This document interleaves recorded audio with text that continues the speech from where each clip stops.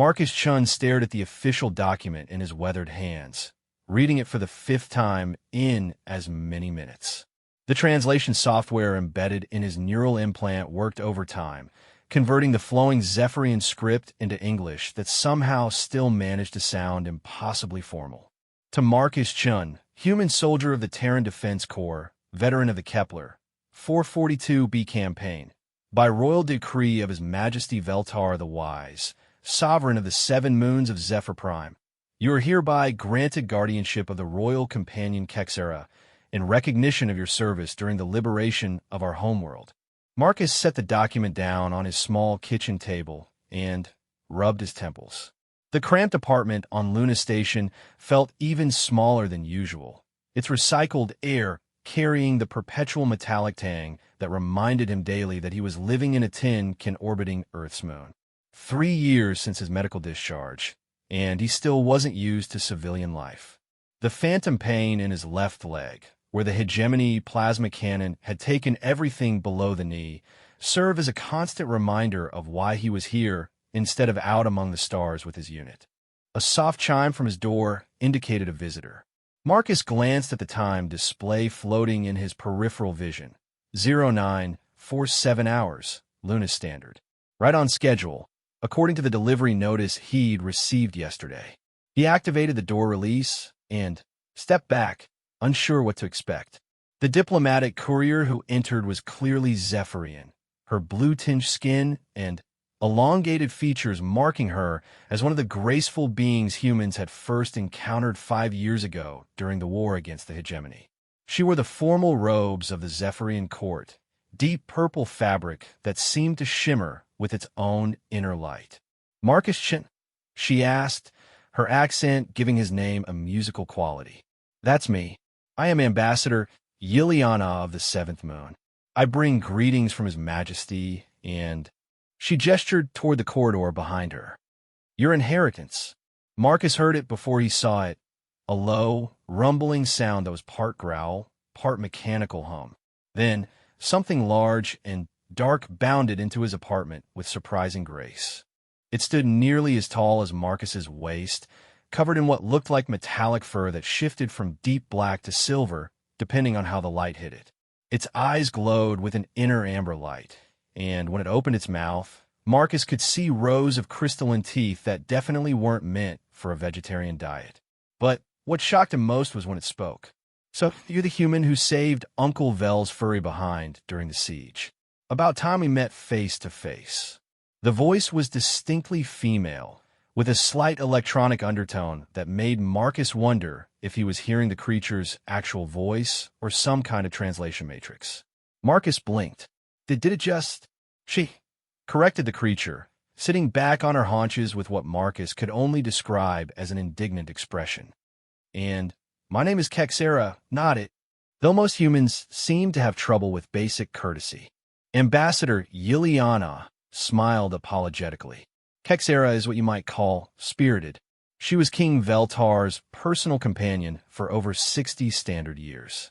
Her species, the Vorkai, are highly intelligent and possess natural telepathic abilities that allow them to interface with most communication systems. Telepathic? Marcus took an involuntary step backward. Only for communication purposes, Kexera said. Her tail, which Marcus now noticed was tipped with what looked like a metallic barb, swishing impatiently. I can't read your thoughts, human. More's the pity, since you seem to be having trouble processing basic information. Marcus, he corrected automatically. My name is Marcus. I know what your name is. I also know you took 3 plasma bursts to the chest protecting my king's evacuation shuttle, spent 4 days in a medical pod, and then went right back to fighting when the medics cleared you for duty. Her amber eyes seemed to bore into him. What I don't know is why Veltar decided to saddle me with a broken-down soldier when I could have stayed on Zephyr Prime in comfort. The ambassador cleared her throat. His Majesty felt that Kexera needed a new purpose after his passing. She has been difficult to manage since his death 6 months ago. Marcus felt a familiar pang of recognition. He'd seen it in too many soldiers after losing their squad mates. The anger that masked grief, the lashing out at anyone who tried to help. I'm sorry for your loss. Kexera's ears flattened against her head. Don't you dare pity me, human. Not pity, Marcus said quietly. Understanding. For a moment, something shifted in Kexera's expression. Then, her defiant mask slammed back into place. The king thought we'd be good for each other. Two damaged warriors, he called us. I told him it was a stupid idea. Ambassador Yiliana produced a small datapad and held it out to Marcus. This contains everything you need to know about Vorkai care, dietary requirements, exercise needs, and so forth. Kexera is fully capable of caring for herself, but there are certain legal considerations. What kind of legal considerations? Marcus accepted the datapad, its surface immediately syncing with his neural interface and downloading files directly into his memory. Vorkai are classified as sentient beings under Galactic Council law, the ambassador explained. However, they are also the last of their species. Kexera cannot simply be released into the general population. She requires a registered guardian for legal purposes. The last of her species? Marcus looked at Kexera with new eyes. The hegemony made sure of that, Kexera said, her voice flat. My homeworld was one of the first they hit when the war started. Orbital bombardment, followed by atmospheric poisoning. Very thorough. The weight of that revelation settled over Marcus like a lead blanket.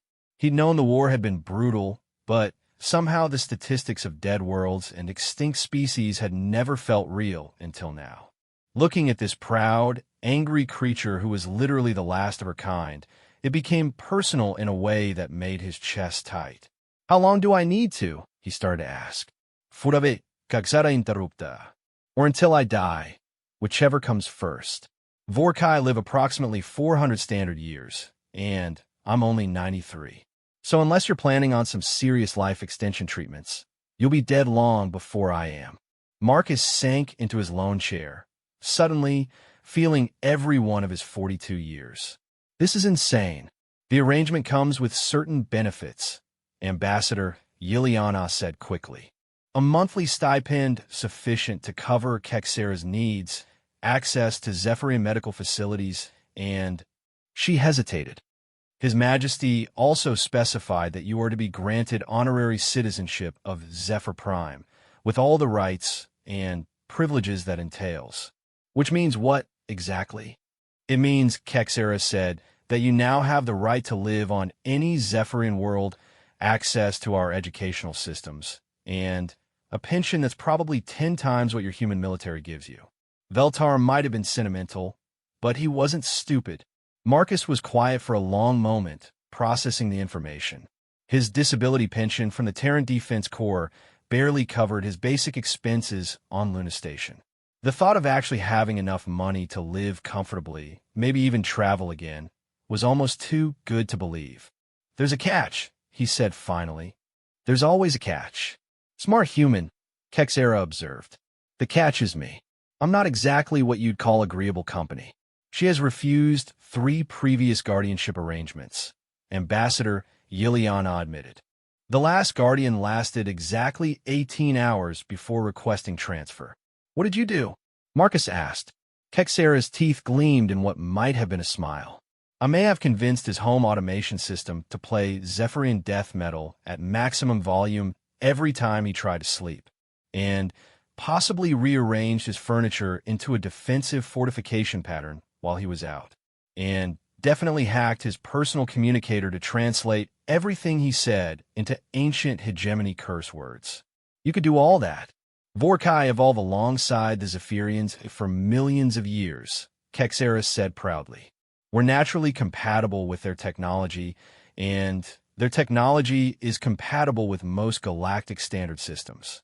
I can interface with anything that has a processing unit more sophisticated than a mechanical clock. Marcus was starting to understand why the previous Guardians had given up. Having a roommate who could turn your entire living space against you would be unsettling, to say the least. Why me, he asked. There have to be better candidates than a washed-up soldier living in subsidized housing. Because you understand loss, Ambassador Yiliana said simply. And because you proved during the war that you don't give up easily. His Majesty felt those qualities would serve you well in this arrangement. Plus, Kexera added, your military record shows you once spent 6 weeks sharing a bunker with a Rigelian combat engineer who spoke only in mathematical equations and a Centauri medic who couldn't stop herself from correcting everyone's posture. If you can handle that without going insane, you might actually survive me. Marcus found himself almost smiling despite the situation. The Rigelian wasn't that bad once you learned to speak in geometric proofs. See, you're already demonstrating the kind of adaptive thinking that will keep me from driving you completely mad in the first week. Ambassador Yiliana checked the timepiece on her wrist. I'm afraid I must return to my ship soon. Do you accept the guardianship, Marcus Chun? Marcus looked around his tiny apartment, then at the creature who would apparently be sharing it with him. Kexera met his gaze steadily, and for a moment he saw past the defensive anger to something else. Hope? Maybe, or just the desire not to be alone anymore. Yeah, he said finally. I accept. Kexera's tail stopped swishing. Just like that? Don't you want to think about it? I've been thinking about it since I read the letter. Besides, what's the worst that could happen? Famous last words, Kexera muttered, but Marcus thought he detected a note of approval in her voice. Ambassador Yiliana smiled and activated her datapad. Excellent. The transfer is now official. Kexera, your belongings arrived yesterday and are in Storage Bay 7. Marcus, the financial arrangements will be activated within the hour. I'll leave you both to become acquainted. She headed for the door, then paused. A word of advice, Marcus Chun.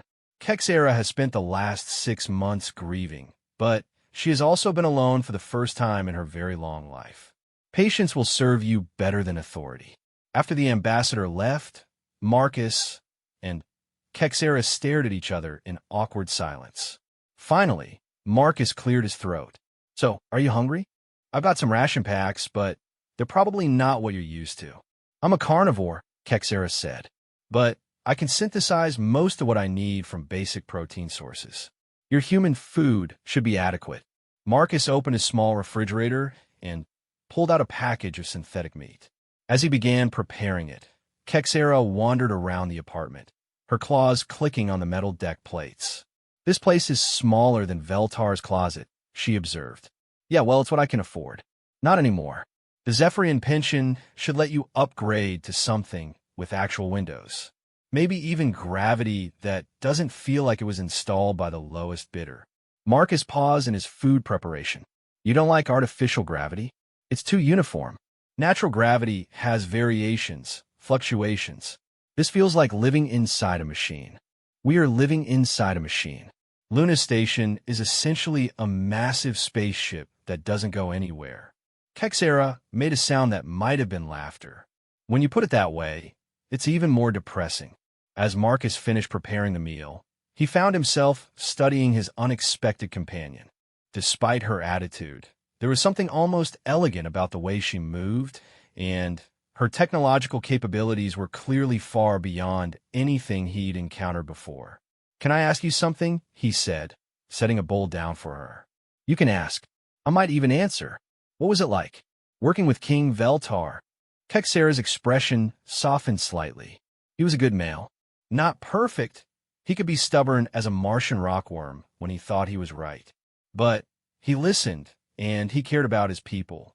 During the war, when the hegemony was pressing their advance towards Zephyr Prime, he could have evacuated to one of the outer colonies.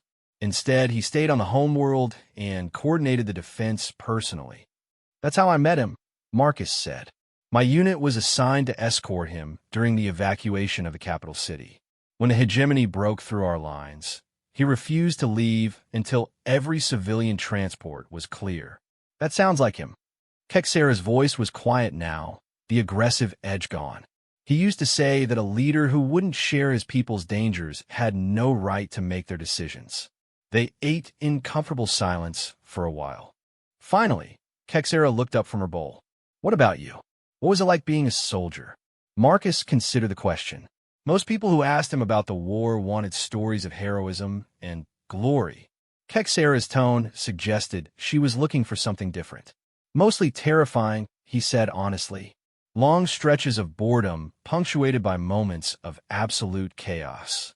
You form bonds with your unit that are stronger than family, and then you watch some of them die, and you can't do anything about it. Is that why you're here instead of still fighting? Marcus tapped his prosthetic leg with one knuckle, producing a hollow metallic sound. This is why I'm here. Took a plasma cannon shot that vaporized everything from my knee down. They offered me a desk job, but he shrugged. I couldn't do it.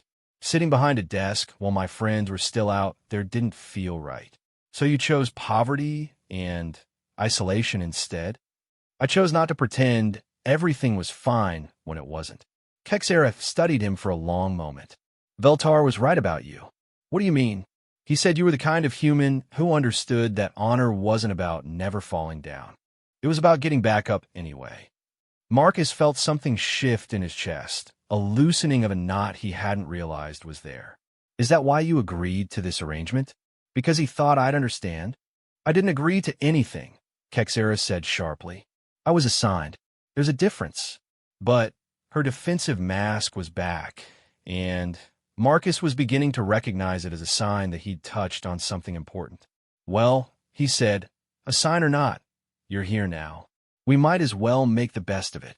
Don't expect me to be grateful, Kexera warned. I don't expect anything, but maybe we can help each other figure out what comes next. Kexera's amber eyes fixed on his face. You really think it's that simple? No, Marcus said. I think it's going to be complicated and difficult and probably frustrating for both of us. But I also think we're both tired of being alone. For the first time since she'd arrived, Kexera didn't have a sharp comeback. She just looked at him with an expression that was part curiosity, part wariness, and part something that might have been hope. Outside the apartment's single porthole, the curve of Earth hung in the star-filled darkness, blue and white and beautiful. Marcus had spent most of the last 3 years avoiding looking at it, reminded too much of all the worlds he'd seen burned by the war. But sitting here with this strange, prickly, grieving creature who had somehow become his responsibility, he found himself thinking that maybe it was time to start looking forward instead of back. So, he said, what do you want to do first? Kexera's ears perked up slightly. First, we've got a new life to figure out. Might as well start somewhere. She was quiet for a moment, then, I want to see the stars again. Real stars, not through this tin can's filters. Marcus nodded. I think that can be arranged. 2 weeks after Kexera's arrival, Marcus stood in the observation deck of the civilian transport New Horizons, watching the blue-white surface of Europa grow larger in the viewport. The moon's ice-covered surface reflected the distant sun in brilliant patterns that reminded him why he'd fallen in love with space in the first place. It's not quite the same as natural starlight, Kexera said from beside him, but it's better than Luna Station. The journey to Europa had been Kexera's idea. With his new Zephyrian pension, Marcus could afford to travel again, and Kexera had suggested they start with somewhere that had actual weather. Europa's domed cities offered some of the most spectacular views in the solar system, and the artificial atmosphere was designed to feel more natural than the recycled air of space stations. I still can't believe you hacked the Luna Station environmental controls just to prove a point, Marcus said. I didn't hack anything. Kexera replied with what Marcus had learned was her version of an innocent expression. I simply suggested to the system that a 15% increase in atmospheric oxygen would help with your recovery from combat stress. Technically, I was right. The slight increase in oxygen concentration had indeed made Marcus feel more alert and energetic, but it had also triggered every atmospheric alarm on their residential level. The station's environmental engineers had spent 3 days trying to figure out what had caused the malfunction before Kexera finally confessed. You could have just asked me to request a medical adjustment. Where's the fun in that? Kexera's tail swished in what Marcus had learned meant she was pleased with herself. Besides, your human bureaucracy would have taken weeks to process the request. My way was more efficient. Marcus couldn't argue with that logic, even if her methods were unorthodox. In the 2 weeks they'd lived together, Kexera had improved his apartment systems in a dozen different ways. Optimizing the food synthesizer to produce better-tasting meals, adjusting the lighting to reduce eye strain, and somehow convincing the temperature controls to maintain perfect comfort without consuming any additional power. Living with her was like having a very opinionated technical assistant who never slept and had no concept of personal boundaries. She monitored his sleep patterns and would wake him if she detected signs of nightmares. She optimized his exercise routine based on real-time biometric analysis. She even reorganized his digital files into a system so efficient it bordered on artistic. It should have been annoying. Instead, Marcus found it oddly comforting. After years of isolation, having someone who cared enough to meddle in his life felt like a luxury he'd forgotten existed. Docking sequence initiated came the announcement from the ship's communications system. Passengers should prepare for Europa Station arrival in 30 minutes. About time, Kexera muttered. I'm tired of being surrounded by metal walls. Marcus smiled. You know Europa Station is mostly metal walls too, right? Yes, but they're metal walls with windows that look out at something other than empty space or that depressing gray moon you humans call home. The comment stung a little, but Marcus had to admit she had a point. Luna Station was functional, but it wasn't exactly inspiring. Europa's cities, on the other hand, were built to remind their inhabitants that they were still connected to the natural world, even if that world was an ice-covered moon orbiting Jupiter. As they moved through the ship's corridors toward the docking bay, Marcus noticed the looks they were getting from other passengers. It wasn't unusual to see alien species traveling on civilian transports these days, but Vorkai were apparently rare enough that Kexera drew attention wherever they went. Does it bother you? He asked quietly. The staring? Should it? Kexera kept her voice equally low. They've probably never seen anything like me before. I'm a curiosity. You're not a curiosity. You're a person. Kexera glanced up at him, and for a moment her defensive mask slipped. Thank you for that. Europa Station turned out to be everything Marcus had hoped for, and more. The main civilian areas were built into massive transparent domes that provided stunning views of Jupiter hanging in the star-filled sky.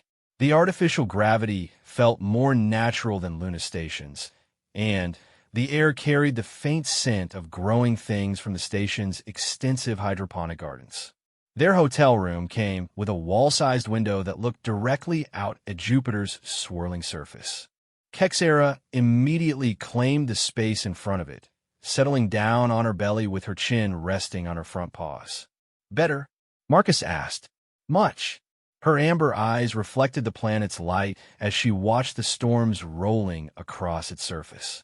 Veltar would have loved this. It was the first time she'd mentioned the dead king without bitterness or anger. Marcus settled into a chair nearby, content to share the view in comfortable silence. What was he like? Marcus asked after a while. I mean, beyond the official diplomatic meetings. What was he like as a person? Kexera was quiet for so long that Marcus thought she wasn't going to answer. Then, he was kind. Really kind, not just polite. He noticed small things, if someone was tired, or worried, or excited about something. He remembered details about people's lives that most leaders would delegate to assistants. She shifted position slightly, her gaze still fixed on Jupiter. When I was younger, maybe 30 years old, I injured my rear leg during a training exercise. Nothing serious, but it left me with a slight limp. Veltar noticed immediately, even though I tried to hide it. Instead of asking what was wrong, he just started taking longer routes to meetings, giving me time to keep up without making it obvious. That's actually pretty thoughtful. He was like that with everyone. The cleaning staff, the guards, visiting diplomats. He treated everyone like they mattered. Her voice grew softer. After the war started, when the casualty reports started coming in, he would read every name personally. All of them. It took hours, and his advisors kept telling him it was unnecessary, but he said every death deserved to be witnessed by someone who cared. Marcus felt a familiar tightness in his chest. He'd known commanders like that, leaders who carried the weight of every loss personally. They were either the best or the worst kind of officer to serve under, depending on whether they could channel that grief into something constructive. Is that why you took his death so hard? Because he was more than just your king. Kexera turned to look at him directly. He saved my life. When the hegemony destroyed my homeworld, I was off-planet on a diplomatic mission. I was the only survivor, and I was not handling it well. What do you mean? I tried to steal a ship and fly it directly into the nearest hegemony battle cruiser. Her tone was matter-of-fact, as if she were discussing the weather. Veltar stopped me, had me placed in protective custody until I came to my senses. Marcus absorbed this information quietly. Suicide runs weren't uncommon among survivors of extinct worlds. He'd seen the psychological reports. The guilt of being the sole survivor often proved overwhelming. What changed your mind? Veltar visited me every day while I was in custody. He never tried to talk me out of my anger or tell me everything would be fine. He just sat with me and let me rage about the unfairness of it all. Kexera's ears drooped slightly. Eventually, he offered me a choice. I could spend the rest of my life trying to die, or I could spend it making sure the hegemony couldn't do to anyone else what they'd done to my people. So you became his companion. I became his partner. There's a difference. Her voice took on a note of pride. Vorkai were bred to be hunters and warriors long before we learned to interface with technology. I wasn't just his pet. I was his bodyguard, his advisor, his friend. Marcus nodded, beginning to understand the depth of the loss she was dealing with. Losing Veltar hadn't just meant losing a companion. It had meant losing her purpose, her identity, her place in the universe. What about now, he asked. What's your purpose now? Kexera's laugh was bitter. That's the question, isn't it? I'm the last of my species, Marcus. When I die, everything my people ever were dies with me. What possible purpose could I have? Maybe that's exactly your purpose, Marcus said carefully. Maybe your job now is to make sure your people aren't forgotten. How? By sitting in your apartment and watching the stars. By living. By remembering.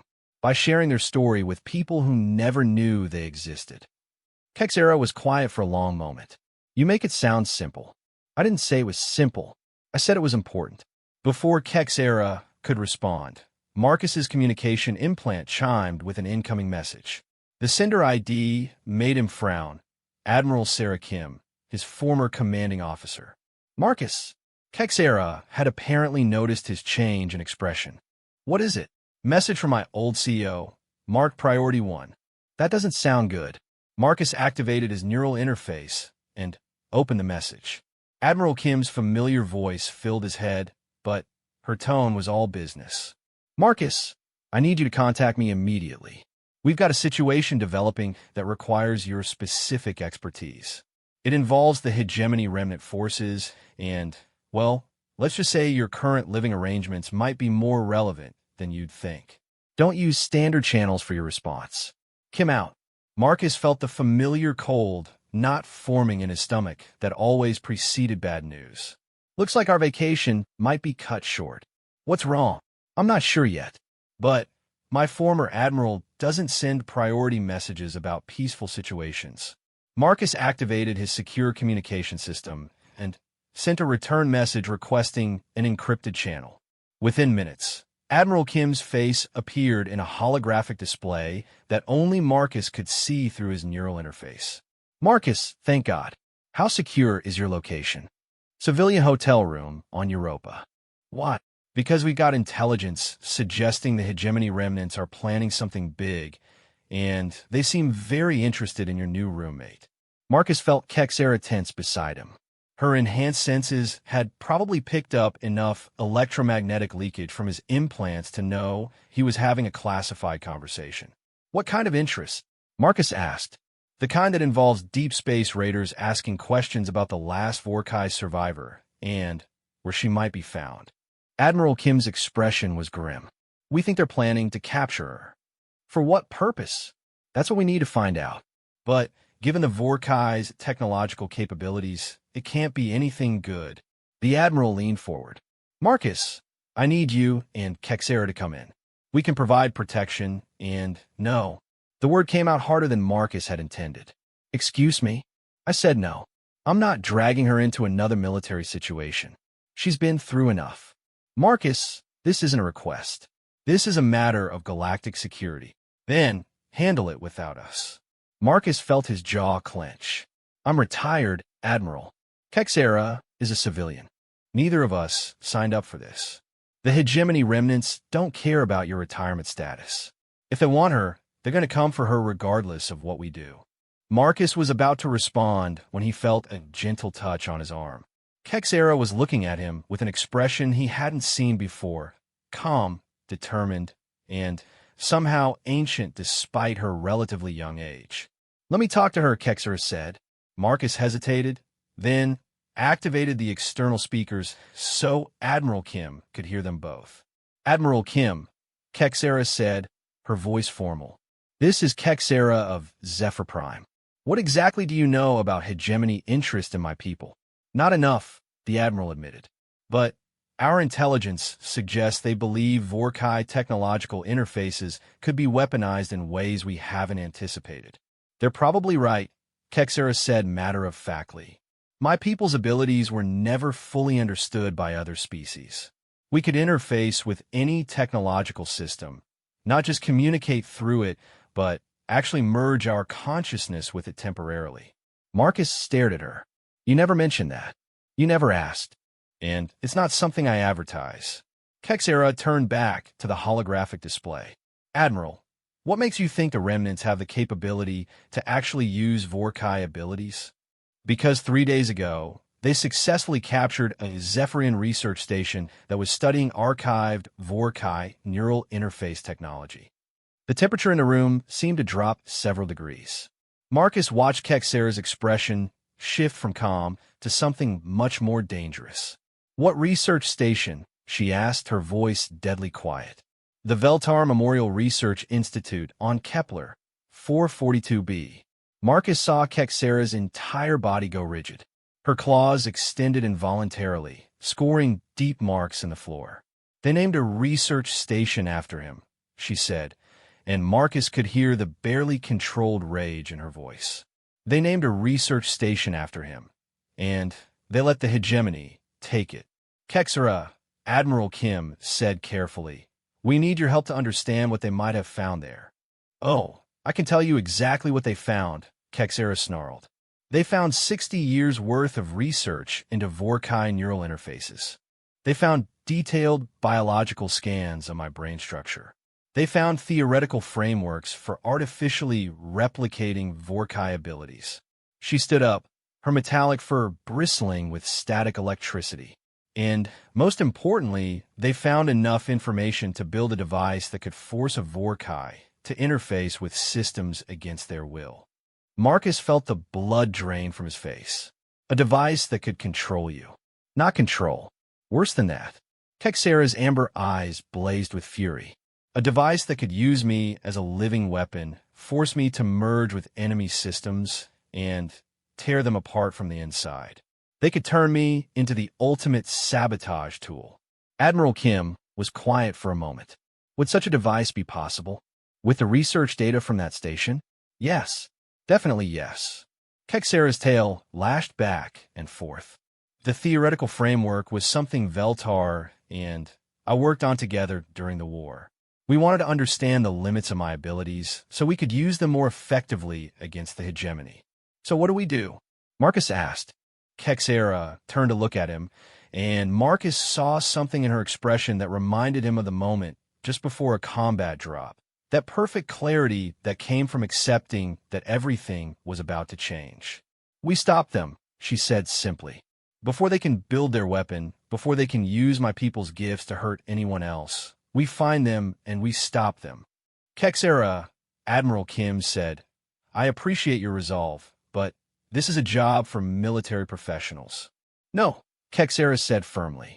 This is a job for someone who understands Vorkai technology better than anyone else alive. This is a job for someone who has a personal stake in making sure my people's legacy isn't perverted into a tool of oppression. She looked directly at Marcus. This is a job for someone who has a partner willing to watch their back while they do what needs to be done.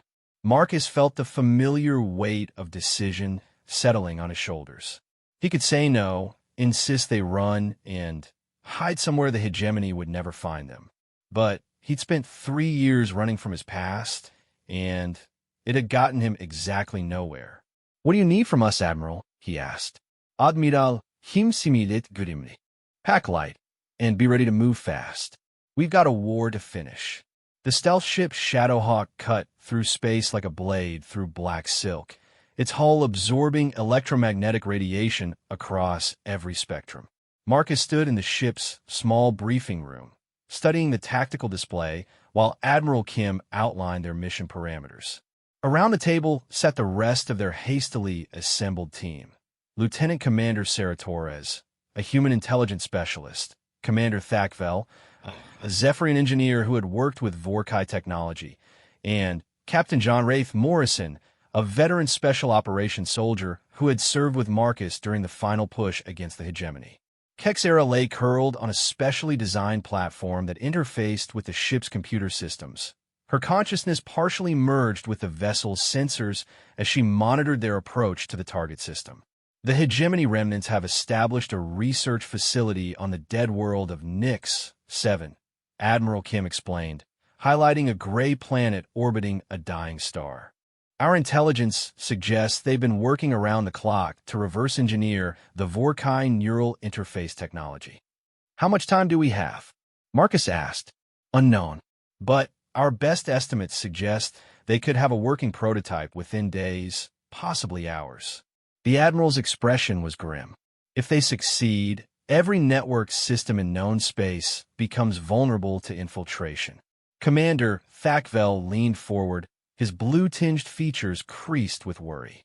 "The implications go beyond military applications. Financial networks, life support systems, transportation grids, all of it could be compromised. Which is why we're going in dark," Captain Morrison added. "No support, no backup, no official acknowledgement. If this goes wrong, we were never here." Marcus nodded grimly. It was the kind of mission he'd run dozens of times during the war. High risk, high stakes, and completely deniable if things went sideways. "What's our insertion method?" he asked. "Stealth pods launched from maximum range," Torres replied. "The facility is built into a series of natural caverns, so we'll have to approach on foot once we're planetside. Defenses? Automated systems mostly, with a small garrison of hegemony loyalists. Maybe 30 personnel total." Morrison pulled up detailed scans of the facility. "The real challenge is going to be the research lab itself. It's deep underground and heavily shielded." "That's where I come in," Kexera said without opening her eyes. Her voice carried the slightly electronic undertone that indicated she was still partially connected to the ship's systems. "I can interface with their security grid and disable it from the inside, but I'll need to get within about 50 meters of their central computer core. That puts you right in the middle of their most heavily defended area," Marcus pointed out. "I know." Kexera finally opened her eyes and looked directly at him. "That's why I need you to get me there." Admiral Kim activated another display showing the facility's layout. "Intelligence suggests the research lab is here, 3 levels underground. The computer core is adjacent to it, behind multiple security barriers. So we fight our way in, Kexera does her thing, and we fight our way out?" Morrison asked. "If only it were that simple," Torres interjected. "The facility has a dead man's switch. If they detect a significant breach, they can trigger an electromagnetic pulse that will wipe all their research data. And probably fry Kexera's neural pathways if she's interfaced with their systems when it happens," Commander Thakvel added quietly. Marcus felt the familiar cold not forming in his stomach. "How big of a window are we talking about?" "Once we breach the outer perimeter, maybe 20 minutes before they trigger the pulse," Torres said. "Less if they realize what we're after. 20 minutes to penetrate 3 levels of underground facility, fight through 30 defenders, disable multiple security systems, and extract all research data." Morrison shook his head. "That's optimistic even for us. Which is why we're not going to fight our way in," Kexera said calmly. "We're going to sneak in." "Explain," Admiral Kim said.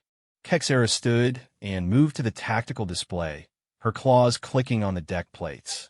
Hegemony security systems are designed around preventing traditional infiltration methods. But they've never had to deal with someone who can convince their systems that I belong there. You're talking about a digital disguise, Thakvel said, understanding immediately.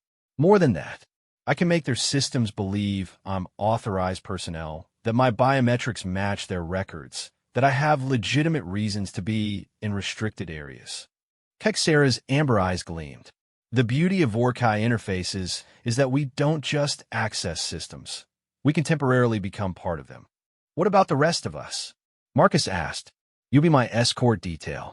Once I'm in their system, I can generate authorization codes that will get you access to anywhere I need you to go.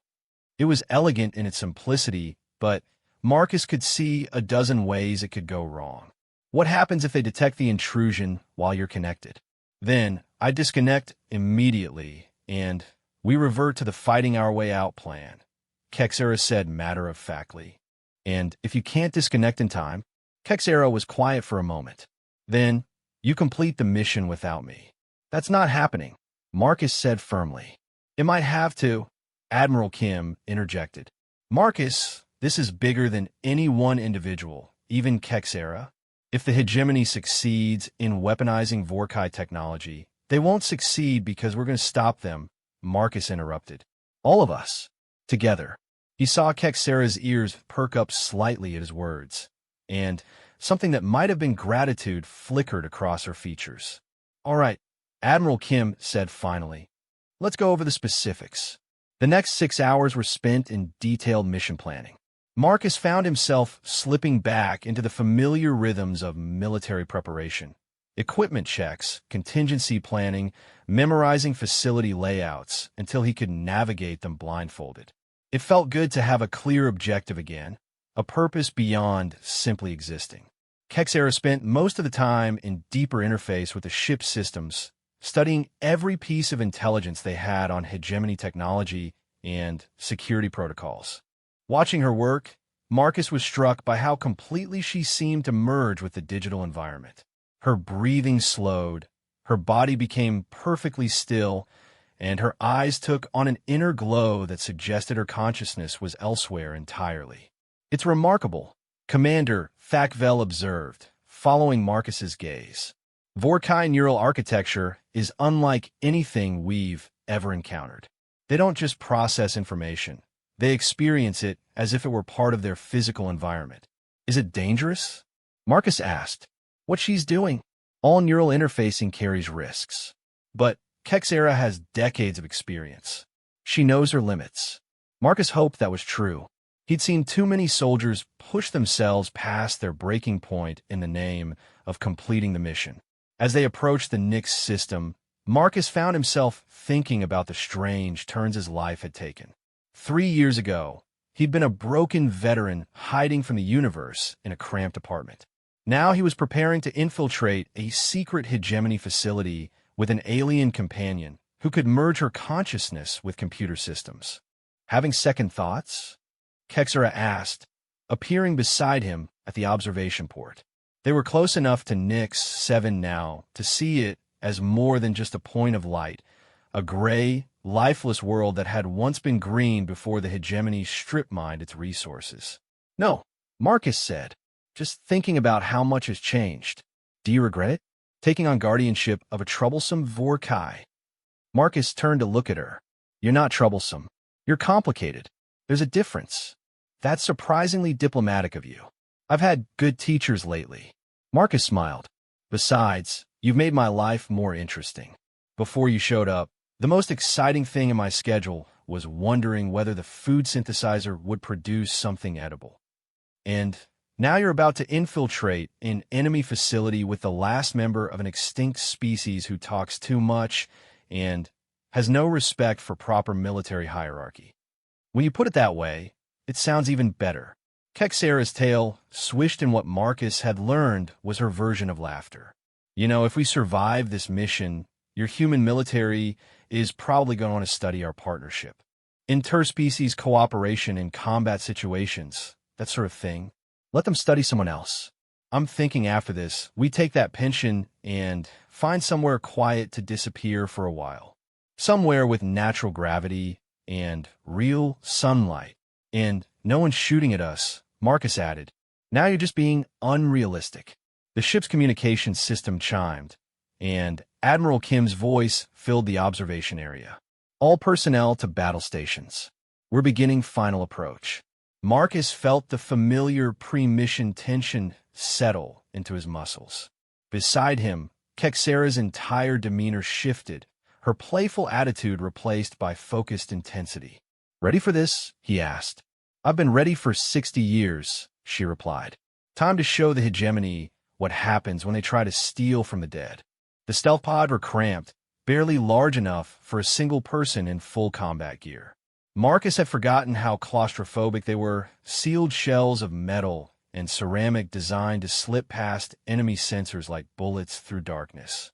The pod's internal systems monitored his vital signs and fed him a constant stream of tactical data through his neural interface. Nix 7's surface rushed up to meet them, gray rock and twisted metal where the hegemony's mining operations had scarred the landscape. The facility itself was invisible from orbit, hidden in a canyon system that provided natural concealment from casual observation. Marcus's pod touched down in a shower of dust and debris, its impact dampeners absorbing most of the shock. Around him, the other pods were settling into concealment among the rocky outcroppings that surrounded the facility. He activated his comm system and heard the soft static of the team's encrypted channel. Shadowhawk 1, on target and operational, Morrison's voice whispered through the static. Shadowhawk 2, ready, Torres confirmed. Shadowhawk 3, in position, came Thakvel's reply. Shadowhawk 4, standing by, Marcus added. There was a pause, then Kexera's voice, Shadowhawk 5, beginning electronic reconnaissance. Even through the pod's limited sensors, Marcus could feel the subtle electromagnetic fluctuations as Kexera began probing the facility's outer defenses. It was like watching an artist work, delicate and precise. "I'm detecting standard hegemony security protocols," she reported. "Motion sensors, thermal imaging, automated weapon systems. Nothing I can't handle. Any sign they're expecting company?" Morrison asked. "Negative. They're maintaining minimal alert status." There was another pause. "I'm establishing initial interface with their perimeter systems now." Marcus waited, counting his heartbeats. This was the moment of greatest risk. If the facility's systems detected Kexera's intrusion, alarms would start sounding and their entire mission would be compromised before it began. "I'm in," Kexera announced, and Marcus could hear the satisfaction in her voice. "Their systems are accepting me as hegemony technical personnel, designation Specialist Yarmoth. According to their records, I'm here for routine maintenance on the research lab's computer core." "Beautiful," Morrison breathed. "Can you get us inside?" "Working on it. I'm generating authorization codes for a security inspection team. Commander Thakvel, I'll need you to masquerade as a hegemony engineering supervisor. The others will be your escort detail." "Understood," the Zephyrian replied. "Marcus, you'll be team leader for the escort. Morrison and Torres are your specialists. I'm uploading your cover identities and mission parameters now." Marcus felt his neural interface ping as new information flooded his memory. False names, fabricated service records, detailed knowledge of hegemony military protocols. It was disorienting for a moment, like suddenly remembering a life he'd never lived. "Everyone getting this?" he asked. Confirmations came back from the team. Morrison sounded amused. "According to my new identity, I once received a commendation for exceptional brutality in suppressing civilian unrest. The hegemony really doesn't do subtle, does it?" "Evil rarely does," Torres observed. "But it should give us the psychological profile we need to blend in." "All right, people, we're moving in 5 minutes," Marcus announced. "Remember, we're not here to fight unless absolutely necessary. We get to the computer core, Kexera downloads everything, and we extract cleanly. What could go wrong?" Morrison asked rhetorically. "Don't," Torres warned. "Just don't." The facility's main entrance was a disguised airlock built into the canyon wall. As they approached, Marcus could see automated weapon systems tracking their movement, but Kexera's electronic magic kept them from targeting the team. Instead, The heavy blast doors cycled open with a pneumatic hiss, revealing a sterile corridor lined with the harsh white lighting typical of hegemony installations. Two guards in full combat armor waited just inside the airlock, their weapons lowered but ready. Marcus forced himself to walk with the arrogant confidence of a hegemony security officer, his false memories providing the attitude adjustment he needed. Supervisor Thakmoth and security team reporting for inspection, Thakvel announced, his usual gentle demeanor replaced by cold authority. "Wasn't expecting an inspection today," one of the guards said, suspicion clear in his voice. "That's the point," Marcus replied harshly. "Unscheduled inspections are the only way to ensure proper security compliance." He let his hand rest casually on his sidearm, a gesture that could be interpreted as either habit or threat. The guard's posture shifted slightly, becoming more deferential. "Of course, sir. Do you need an escort to the research levels?" "We know the way," Torres said dismissively. "Just ensure we're not disturbed while conducting our evaluation." "Yes, ma'am." They moved deeper into the facility, following corridors that had been carved directly from the living rock. Emergency lighting cast strange shadows on the walls, and the air carried the metallic taste of recycled atmosphere mixed with industrial chemicals. "So far, so good," Kexera murmured through their comm channel. "I'm maintaining access to their security grid. No alerts, no anomalies." They passed several more checkpoints, each time using their fabricated credentials to gain access to increasingly restricted areas. The deeper they went, the more sophisticated the security became. Biometric scanners, neural pattern analyzers, even atmospheric sensors designed to detect non-standard pheromones. "Impressive," Thakvel observed quietly as they waited for a security door to cycle. "The hegemony has invested heavily in this facility." "Which means what they're working on is important to them," Marcus replied. "Important enough to risk exposing a hidden base." The final checkpoint before the research level was manned by a full squad of guards and supervised by an officer whose insignia marked him as a hegemony intelligence specialist. Marcus felt his pulse quicken as they approached. Intelligence officers were trained to spot deception, and their false identities might not hold up under serious scrutiny. "State your business," the officer demanded, his tone suggesting he was already suspicious. "Routine security assessment of the research facility," Thakvel replied calmly. "Classified under Directive 77 Alpha." The officer consulted a data pad, frowning. "I have no record of scheduled assessment." "Because it's unscheduled," Torres said impatiently. "That's what makes it a security assessment rather than a publicity tour. I'm going to need confirmation from, you're going to need to step aside and let us do our jobs," Marcus interrupted, letting danger creep into his voice. "Unless you prefer to explain to command why you obstructed a priority security operation." The officer hesitated, clearly torn between protocol and self-preservation. Finally, he stepped aside and gestured for his guards to do the same. "Proceed." "But I'm noting this irregularity in my report." "You do that," Marcus said dismissively. As they passed through the checkpoint, Kexera's voice whispered in their ears, "Well done. We're almost at the computer core. 2 more corridors, then down 1 level." The research level was unlike anything Marcus had seen in previous hegemony facilities. Instead of the usual stark military efficiency, this area had the feel of a high-end corporate laboratory. Clean white walls, sophisticated equipment, and the low hum of serious scientific work in progress.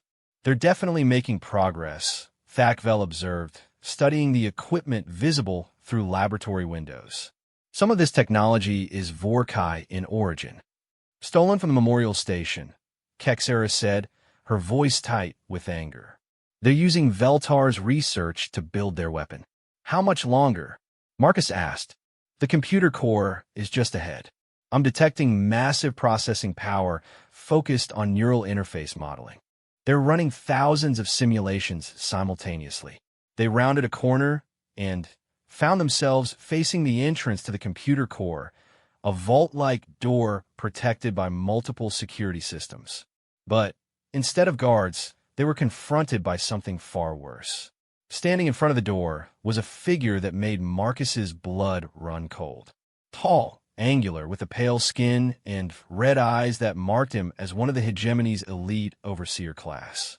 But it wasn't just any overseer, it was one Marcus recognized from intelligence briefings. Overseer Mordak, the butcher of Kepler, 442b, the architect of the Vorkai genocide. And from the smile on his face, it was clear he'd been expecting them. Well, Mordak said, his voice carrying the cultured accent of the hegemony nobility. Marcus Chun, the famous human warrior. And, unless I'm very much mistaken, his red eyes fixed on Kexera. Zalast Forkai. How delightfully predictable. Marcus's hand moved instinctively toward his weapon, but stopped when he saw the targeting lasers that had appeared on his chest. Hidden weapon systems had emerged from the walls, covering every angle of approach. "Oh, I wouldn't do that," Mordak continued conversationally. "You've come so far, and we have so much to discuss." "You know," Overseer Mordak said conversationally, gesturing for hidden guards to emerge from concealed positions, "I've been looking forward to meeting you both for quite some time. The famous human hero and the last of the Vorkai. Such a romantic story, really." Marcus counted the guards, 12 visible, probably more in concealment, all armed with military-grade weapons and positioned to create overlapping fields of fire. Their fake credentials had gotten them this far, but it was clear the trap had been set from the beginning. "How long have you known?" he asked, buying time while his mind worked through tactical options. "Since you left Europa Station," Mordak replied with evident satisfaction. "Did you really think we wouldn't notice when the last Vorkai suddenly started traveling with a retired human soldier? Especially one with such an impressive war record. The stealth ship has excellent electronic countermeasures, I'm sure. But it can't hide gravitational anomalies, and we've had sensors monitoring every approach vector to this system for months." Mordak's smile widened. "We've been expecting company ever since we acquired the research data from the memorial station." Kexera stepped forward slightly, her amber eyes fixed on the overseer. "You destroyed my homeworld. I implemented policy," Mordak corrected mildly. "The Vorkai represented a significant strategic threat to hegemony expansion. Your species' technological capabilities made conventional conquest impractical, so we chose a more direct approach.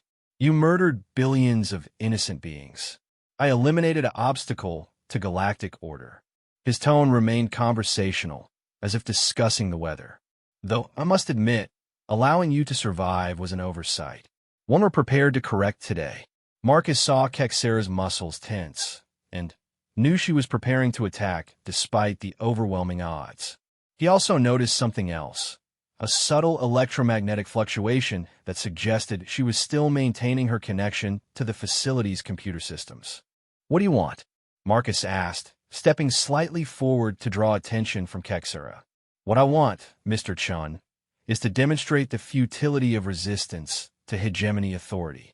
Your little infiltration mission was doomed from the start, but it has provided us with an excellent opportunity for a practical field test." Mordak gestured toward the computer core door. "You see, we've made remarkable progress in reverse engineering Vorkai neural interface technology. But we needed a living test subject to verify our theories. You want to experiment on her. I want to prove that even the most sophisticated biological system can be controlled with the proper technological interface." Mordak's red eyes gleamed with scientific enthusiasm. "Imagine the applications: instant access to any computer network, the ability to sabotage enemy systems from within, perfect electronic warfare capabilities. And if the test kills her, then we'll have learned valuable data about the limitations of forced neural interface. Science requires sacrifice, Mr. Chun." Marcus felt rage building in his chest, the familiar cold fire that had carried him through dozens of combat situations. But this wasn't a conventional battle. They were outnumbered, outgunned, and trapped in an underground facility with no clear escape route. "There's just one problem with your plan," Kexera said suddenly, her voice carrying a note of amusement that seemed wildly inappropriate for their situation. "And what might that be?" Mordak asked indulgently. You assumed I came here to steal your research. Kexera's lips pulled back from her crystalline teeth in what was definitely not a smile. But I didn't come here to take anything.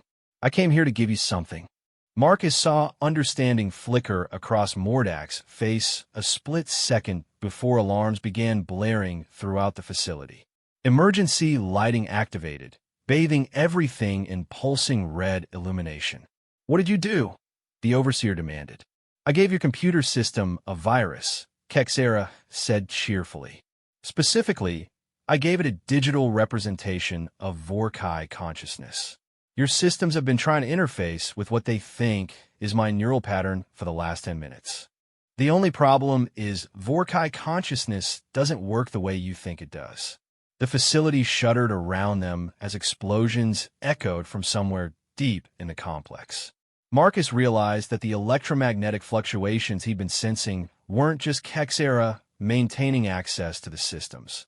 She'd been systematically infecting them with something that was causing catastrophic failures. Impossible, Mordak snarled. Our safeguards were designed by people who fundamentally misunderstood Vorkai neural architecture, Kexera interrupted. You thought our consciousness worked like yours, just faster and more complex. But Vorkai don't think in linear patterns. We think in quantum superposition. More explosions rocked the facility as critical systems began failing throughout the complex.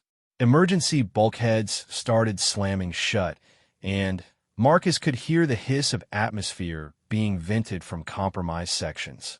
Your virus is trying to exist in multiple states simultaneously, Thakvel said with evident admiration, which is causing cascade failures in any system that tries to process it. The beauty of it, Kexera continued, is that the more sophisticated the system, the more damage it causes. Your advanced research computers are basically eating themselves alive, trying to comprehend something that can't be comprehended in digital terms. Mordak's face had gone pale beneath his corpse-like pallor. Stop it. Shut down the systems. Can't do that, I'm afraid. The virus is self-replicating and self-modifying. Every time your security protocols try to isolate it, it creates new versions of itself. Kexera's tail swished with satisfaction. It'll take days to purge, assuming you can figure out how to do it without destroying all your hardware in the process. The guards were looking around nervously as sparks began showering from overhead lighting fixtures. Marcus realized that Kexera had just leveled the playing field in the most spectacular way possible. Morrison, he said quietly into his comm, please tell me you're ready for an emergency extraction. Way ahead of you, the Special Operations soldier replied. Charges are set on the main structural supports. When you give a word, this whole section is coming down. Torres, Thakvel, status? Ready to move, Torres confirmed. I've got a clear route to the surface mapped out. Standing by, Thakvel added. Marcus looked at Kexera, who was still facing down Overseer Mordak with evident satisfaction. Did you get what we came for? Oh, I got much more than that, she replied. I've copied all their research data, downloaded their complete intelligence files, and, as a bonus, I've infected every computer system they have with a digital virus that will keep causing problems for months. You've destroyed years of research, Mordak shouted over the continuing alarms. Good, Kexera snarled, her playful demeanor vanishing instantly. That research was built on the corpses of my people. Every byte of data you extracted from their neural patterns, every simulation you ran using their brain structures, every experiment you conducted using their technology, all of it was stolen from the dead. She stalked forward, her claws extended and her amber eyes blazing with fury.